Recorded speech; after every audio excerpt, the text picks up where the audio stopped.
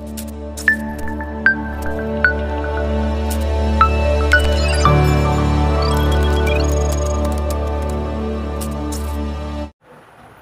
Friends, నమస్తే. అందరూ బాగున్నారా? Welcome to Majjigouri electronics YouTube channel. Telangana state Beechpalli నుంచి భాష్యం దినకరాచార్యుడు గారు కొన్ని రోజుల కిందట మనకు ఒక 5.1 ఛానల్ యాంప్లిఫైర్ ఆర్డర్ ఇచ్చారండి. సో చక్కగా యాంప్లిఫైర్ అయితే మేకింగ్ అయితే చేశాను, ఫొటోస్ పెట్టాను, వీడియోస్ పెట్టాను. అయ్యా కంప్లీట్ అయిపోయిందని చెప్పేసి అయితే మనకి దినకరాచార్యులు గారు ఏమన్నారంటే, రవి గారు ఎలాగా యాంప్లిఫైర్ చేశారు కదా, దీనికి సూట్ అయ్యే విధంగా ఒక సబ్ వూఫరు 5 ఛానల్ స్పీకర్స్ కూడా మీరే పంపించండి అన్నారండి. సో ఆయన కోసం ఈ టోటల్ ప్యాకేజ్ అయితే సిద్ధమైతే చేయడం అయితే జరిగింది. ఇక స్పీకర్లు వచ్చినప్పటికీ subwoofer JBL 1500 watt peak power 325 watt RMSతో సబ్ వూఫర్ అయితే ఇవ్వడం అయితే జరుగుతుందండి. ఇక రిమైన్ స్పీకర్లు ఫ్రంట్ లెఫ్ట్ ఫ్రంట్ రైట్లో జిప్ కంపెనీ 6 ఇంచ్ వూఫర్లు, అది కూడా 80 వాట్ వూఫర్లు, మ్యాగ్నెట్ మీటర్లు అయితే తీసుకున్నాను.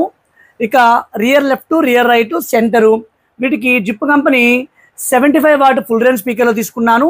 ఈ మూడింట్లో కూడా మ్యాగ్నెట్ స్పీకర్లు అయితే తీసుకోవడం అయితే జరిగిందండి. ఇవన్నీ కూడా 8 ఓమ్ స్పీకర్లు. సబ్ వూఫర్ వచ్చినప్పటికి 4 ohm subwoofer. Subwoofer RMS వచ్చినప్పటికి 325 వాట్ RMS. పీక్ పవర్ వచ్చినప్పటికి 1500 వాట్ పీక్ పవర్ అండి. ఈ విధంగా స్పీకర్లు అయితే ఇచ్చాను.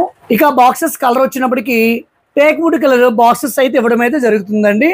ఇక ఫ్రంట్ లెఫ్ట్ ఫ్రంట్ రైట్ వచ్చినప్పటికి వూఫర్లు అన్నాను. మరి 4 స్పీకర్లు చూడడానికి ఒకేలా ఉంది. మరి ఇందులో ఏది ఫ్రంట్ లెఫ్ట్ ఏది ఫ్రంట్ రైటు అనేది మనం తెలుసుకోవాలి. ఎందుకంటే చెప్పాను కదండి, FLFRలో వూఫర్లు అయితే ఇవ్వడం అయితే జరిగింది.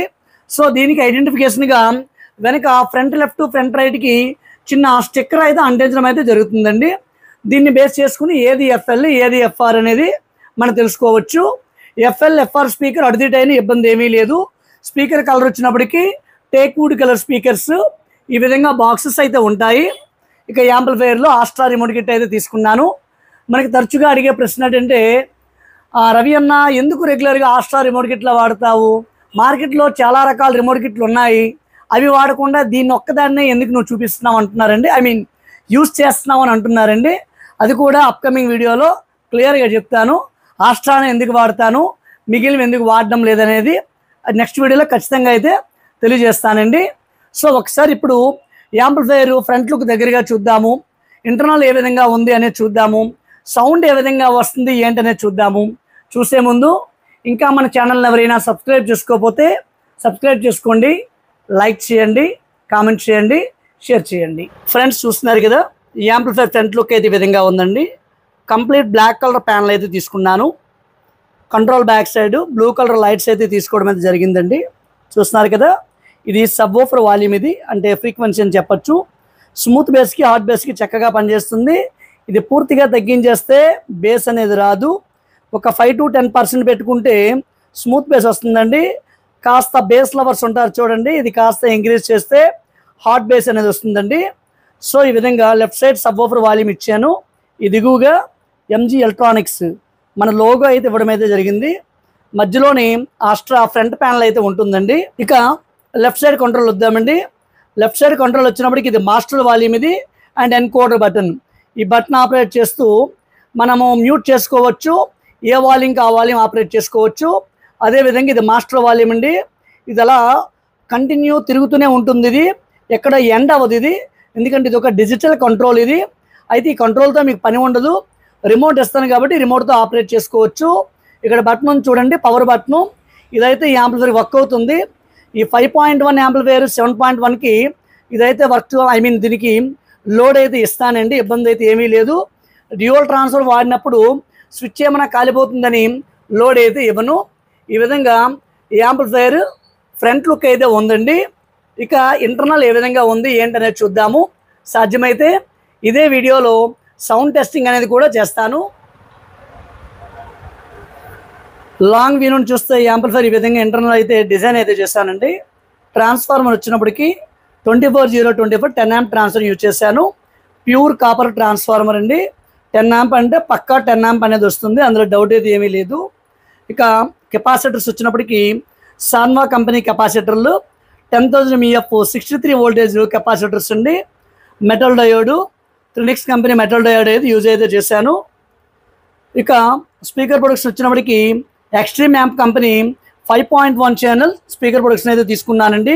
ఇక్కడ చూస్తున్నారు కదా, ట్రినిక్స్ కంపెనీ రిలే అనేది సబ్ ఓవర్కి అయితే ఇవ్వడం అయితే జరుగుతుంది. ఇది 20 యాంపియర్ రిలే.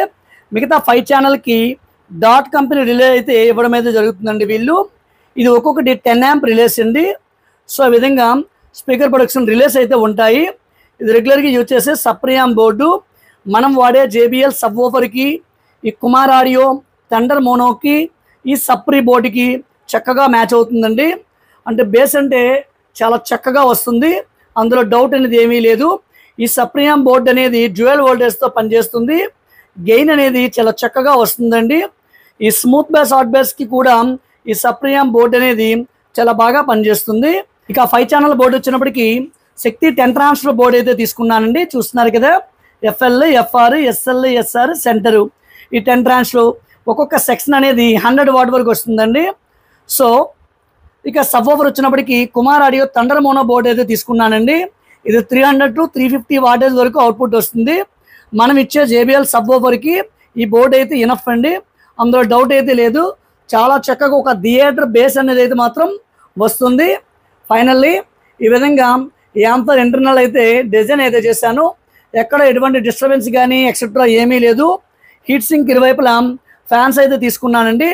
ఈ ఫ్యాన్స్ కూడా ఎటువంటి నాయిస్ కానీ ఫ్యాన్స్ నుంచి రాదు, ఎందుకంటే స్టోన్ ప్రో కంపెనీ ఫ్యాన్స్ అయితే నేను యూజ్ చేస్తాను. చాలా మంచి క్వాలిటీతో పనిచేస్తాయండి. సో ఫైనల్లీ ఇంటర్నల్ లుక్ ఈ విధంగా ఉంది. ఈ యాంప్లిఫైయర్ బ్యాక్ సైడ్ వచ్చినప్పటికి ఈ విధంగా ఉంటుందండి. ఇక్కడ క్లియర్గా మెన్షన్ అయితే చేయడం అయితే జరిగింది. ఫ్రంట్ అని ఇచ్చారు. ఫ్రంట్లో ఇది front left channel, front right channel. ఈ దిగువగా వచ్చినప్పటికి surround left channel, surround right channel. ఈ దిగువగా వచ్చినప్పటికి ఇది సెంటరు, ఇది సబ్ ఓఫరు. ఈ విధంగా 5.1 ఛానల్ 6 ఛానల్ అయితే మనం ఇన్సర్ట్ అయితే చేసుకోవాల్సి ఉంటుందండి. ఇక్కడైతే ఫ్యూజ్ హోల్డర్ బిగించాను. ఇక ఫ్యాన్ అయితే ఇక్కడ ఇచ్చే అవసరం లేదు, హీట్ సింక్ దగ్గరగా ఇచ్చాను కాబట్టి అవసరం లేదండి. ఇక మనం డాల్బీ డిజిటల్ DTS లాంటి కంటెంట్ ప్లే చేయాలంటే ఆప్టికల్ నుంచి కానీ HDMI ఆర్క్, ఇది ఆర్క్ పనిచేస్తుంది, ఈ ఆర్క్ పనిచేస్తుంది. లేదా కొన్ని మోడల్ టీవీలకి కోయాక్స్లు ఇస్తాడు, వీటి నుంచి కానీ మనం కనెక్ట్ చేసుకొని ప్రాపర్ కంటెంట్ ప్లే చేస్తే డాల్బీ డిజిటల్ DTS వస్తుంది. ఇక దీనికి 6 ఛానల్ ఇన్పుట్, AUX1, AUX2 ఉంటుందండి. దీంట్లో FM ఉంటుంది, USB ఉంటుంది, అదేవిధంగా బ్లూటూత్ అనేది కూడా ఉంటుందండి.